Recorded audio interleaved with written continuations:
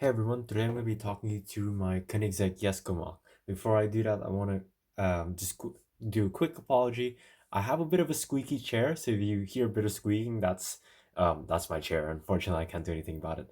I'll try not to make it squeak, obviously. Another thing is, I wanted you guys to comment down below if you prefer longer or shorter videos. I can easily do 20-minute videos where I go into a bit more detail on the aesthetics and the specific building techniques as well.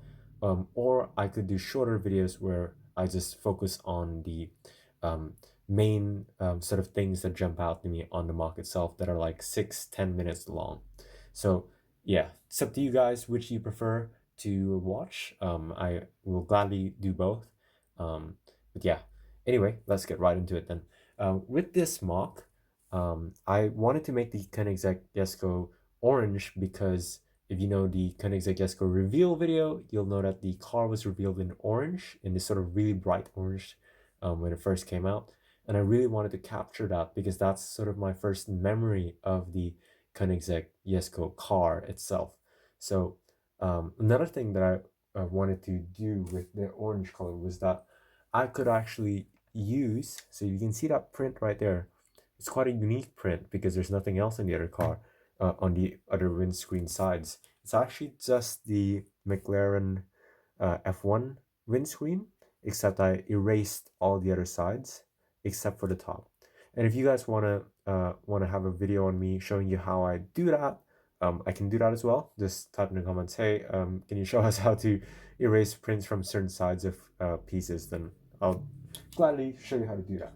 Anyway, so that being said, um, another thing that I wanted to do with making my own Koenigsegg Jesko was to make the proportions better and more accurate. So I made the compared to the mock of the set, sorry, of the Jesko, I made the front a lot shorter and a lot thinner.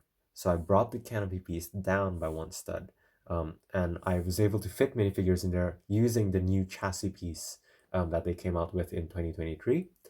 And yeah, so it's a lot smoother and sleeker in the front. And with the back, I actually liked the way it was done in the set, so I kept most of it very similar. So you can see there, I still used that sort of large exhaust piece and the really nice Jesko print as well. Yeah, I just really wanted to keep that because I loved that print. I also actually really like how the original set captured the this corner of the car with the lights, the rear lights. So I kept that. What I didn't keep was a spoiler. So the spoiler is thinner than the original set because this is a display model. I don't really care about making it super sturdy or anything. So yeah, that's fine. Several pieces there attached by one stud, as you can see. I also changed how it was attached. So I used this sort of like, I'll take this apart and show you in a bit how it's done specifically, but I made it thinner and I also made it angled up like that. And this angle is very high up. It's not actually accurate to the real car, but because this is such a small display model, having it stick out and be exaggerated like that helps with giving me that sort of image of the Jesko. Because when I put it far away from myself, I can see how far high the spoiler is compared to the back of the car, and that instantly reminds me that's the Jesko. So that's why I made it really far high. But obviously, if you try to emulate this yourself, you can adjust the angle of it. And how I adjust the angle is actually very simple. So if I take this off, I can show you how it's done. I just used those pieces. So there's one on either side, of course, but also this one in the center acts as a kickstand.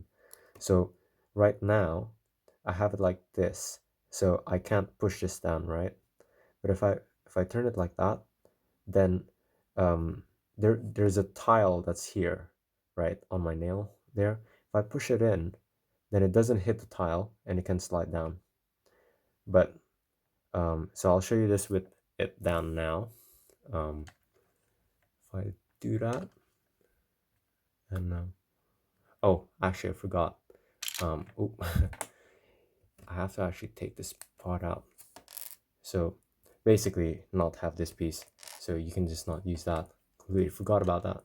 So if I take that off and I reattach this, it can sit down low like that. So if you prefer that, that is an option. It's more like the original set. But yeah, I just prefer to have it standing up. For now, I'll keep it down like that. Another thing that I wanted to show you guys was how I got these wedge pieces to fit really tightly along the windscreen and these tile pieces. It's a really simple technique, but it worked out really well. So I wanted to show you guys that. So I take this off, and I'm gonna try to take this off without ruining everything. Right, awesome, I did it. So you can see how it's built there. It's just a few clips and bars and really simple stuff. Just about finding the right angle. And you can see how the tiles are attached right there. Just using bricks with studs on the side. And this just fits in like that. And it's perfect. So yeah. Got the right angle too, so that the edge, the tip of the wedge doesn't go above the windscreen and make it stick out and look ugly. So yeah. Now with the front is a very interesting section because to get it really short and to also get the angle of the slope to continue really smoothly like that, what I did was I used a bunch of pieces with bars on the end. So you can see there. There are the ball joints with the bars and clips with the bars. And what that does is, if I take all of this apart, it's really painful for me to do this because I put it all back together. You can see that this bottom subassembly, I don't know what this is called, like a splitter or diffuser or something, I don't really know, to be honest. This is attached with this section, and because it's attached by the bars, I can adjust, how far in or out I want that to be. And same goes for these corner pieces here. So they're just attached by one stud, and I can put them in and sort of push them in and out, right? And that allows me to get this really nice continuous angle here because as you can see from the side, it's just sitting, let me focus, yep, there, it's sitting underneath this slope, but it sticks out. So that's how you take advantage of the fact that the bar is adjustable. Obviously, it will take a minute for you to just finagle with it, get the right sort of length, and then do it on the other side. But once you do get that length, they're fairly sturdy, so it's not easy for you to change that again. And I think it looks great. It worked really well. So yeah, those were the most interesting techniques for the car, I think. And one final thing before I end this video is that there's also a bonus feature that I included in this. So obviously in the real car, there will be an engine here in this section. I actually carved out the space so that if I wanted to make an engine, I could, but because I don't really care about engine details and stuff at this scale, I just made a sort of cargo section.